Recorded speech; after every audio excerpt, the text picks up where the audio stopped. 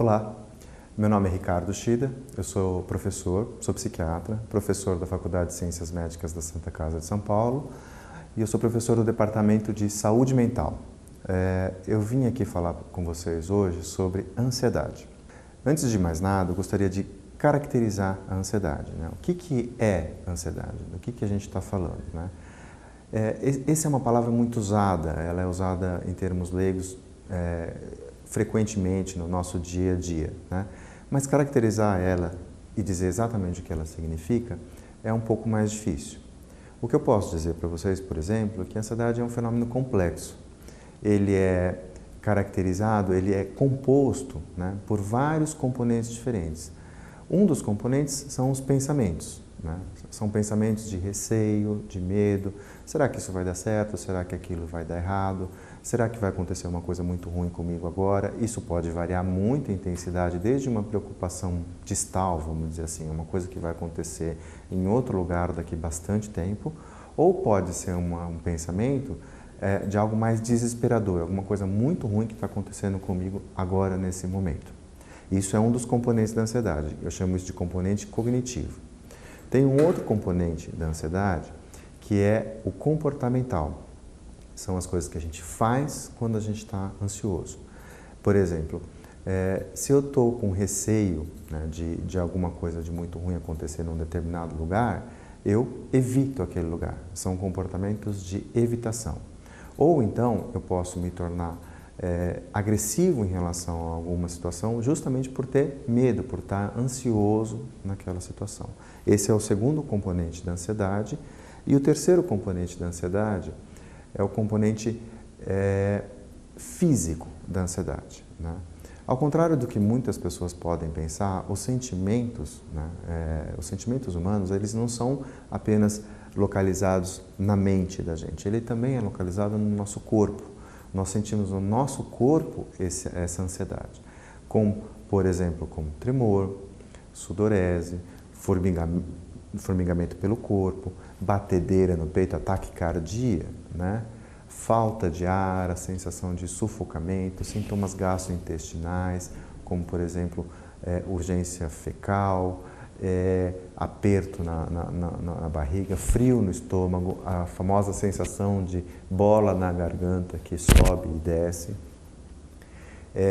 sintomas geniturinários, por exemplo, urgência fecal, urgência miccional, né? Formigamentos pelo corpo. Todo esse conjunto de sintomas são muito comuns, né? E eles têm, na verdade, né, a ansiedade, a maior parte das sensações que são acompanhadas da ansiedade, elas são predominantemente físicas. E isso revela uma das grandes importâncias que tem a ansiedade em termos de médicos não psiquiatras. Por quê? Porque muitas vezes os pacientes que sentem ansiedade, eles sentem aquela sensação no corpo e a tendência deles é não acreditar ou não perceber que aquilo é um fenômeno psíquico e tender a procurar médicos clínicos, outros médicos que não o psiquiatra para receber ajuda. E às vezes, muitas vezes, esses mesmos médicos, diante daquelas queixas, muitas vezes esdrúxulas, estranhas, né, envolvendo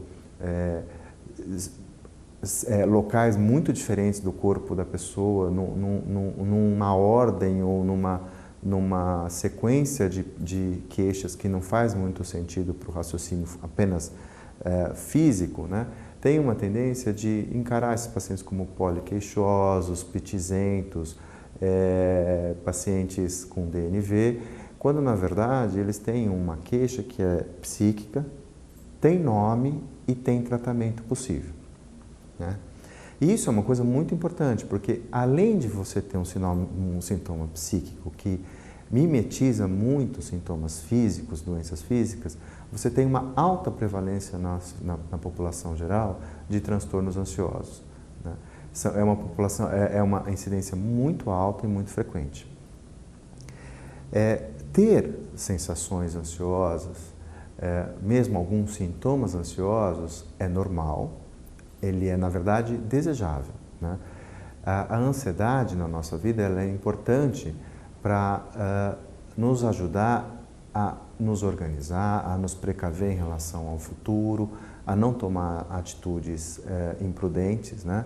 Ela serve para nos proteger, né? Isso é uma coisa evolucionária, né, que todos os animais superiores têm em relação a ter medo das coisas, justamente para evitar situações negativas. Nesse sentido, né, um jeito também mais, vamos dizer assim, um jeito simples, simplista também, de vocês entenderem a ansiedade é traçar uma analogia com medo. É, às vezes, usar a palavra ansiedade como sinônimo de medo, né? Isso, às vezes, pode ajudar você nas situações onde você atende seus pacientes, até mesmo na vida do próprio médico, porque mesmo esse tipo de informação ela não é útil só para nós tratarmos os nossos pacientes. É útil também para a gente fazer o diagnóstico na gente mesmo, porque, como vocês sabem, né, médicos têm uma incidência aumentada de transtornos mentais de modo geral, e isso não foge à regra em relação aos transtornos que cursam com sintomas ansiosos, né? Mas então, o que diferencia o normal do patológico, né? O que diferencia uma ansiedade que é normal de uma ansiedade que é patológica? A primeira coisa que a gente tem que entender é o seguinte: ansiedade zero é igual a performance zero. A gente precisa de um certo tanto de ansiedade para a gente ter uma certa performance positiva, né? É por isso que eu estudo para uma prova, é por isso que eu respeito as leis, não só por isso, mas isso é um dos motivos, né? É por isso que eu tento agir de modo correto e por isso também que eu acordo de manhã, levanto e faço as coisas de modo responsável, porque eu tenho receio das consequências, eu tenho medo das consequências. Então, um certo tanto de ansiedade, ele é necessário para você ter um funcionamento ideal. Não ter ansiedade é uma coisa muito prejudicial na vida da pessoa. O problema é que esse gráfico ele não é uma reta contínua para cima. Quanto mais ansiedade, melhor a função. O que acontece é que conforme a ansiedade vai aumentando, a função para de melhorar. Ela encontra um platô. Então, a ansiedade continua aumentando e a função para de melhorar ou para de aumentar. Ela encontra um platô onde ela flutua nesse platô e a partir de um certo momento, quando a ansiedade começa a se tornar muito grande, a funcionabilidade da pessoa começa a diminuir. Ela começa a ter prejuízo com aquilo. Vou dar um exemplo para vocês. Eu estou aqui dando aula para vocês e se eu começar a ficar muito ansioso, muito tenso, eu posso ter um branco, né? Então, vocês já viram muitas vezes as pessoas falar de um branco. Então, o que eu falo agora? O que eu faço? Vem aquela sensação ruim, uma série de sensações físicas, como tremor, sudorese, uma sensação de estranheza, como se você estivesse num sonho. Você sente o seu coração como se fosse sair pela boca, você sente um aperto no peito, uma falta de ar. E aí, uma coisa que eu precisaria, vamos dizer assim, manter uma certa calma, eu perco o controle sobre aquilo e aquilo diminui minha função e eu tenho um branco. Nossa, e agora, o que eu vou falar aqui nesse vídeo? Isso é quando você começa a ter um prejuízo por conta da ansiedade. Agora, um certo tanto de ansiedade, né, uma certa preocupação, será que o vídeo vai ficar bom? Será que o vídeo não vai ficar bom? Como é que eu vou fazer? Como é que eu não vou fazer? Ele é muito positivo porque ele vai aumentando a minha performance, porque eu vou resgatando na minha memória, eu vou usando vamos dizer assim, de estratégias para lidar com a ansiedade e tentar fazer o vídeo, por exemplo, ficar muito bom. Isso funciona agora numa gravação de vídeo, mas isso funciona de modo geral durante todo o nosso período, né, de vida, desde a infância até a idade adulta, né? Então, quando você começa a ter, por exemplo, você tem um episódio ou outro episódio onde a ansiedade se tornou tão intensa que você teve um prejuízo de função. Isso também é comum. Todos nós temos direito, vamos dizer assim, de ter um dia ruim, né?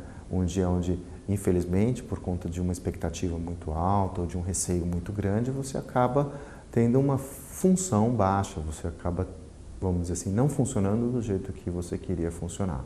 Isso pode abranger várias áreas da vida, né? Numa reunião, numa gravação de vídeo, eu posso ter dificuldade no trabalho porque, infelizmente, eu não consegui, por conta da ansiedade, performar direito no trabalho. Isso pode ser um problema nas relações familiares, isso pode ser um problema na sua vida amorosa, em relações sexuais,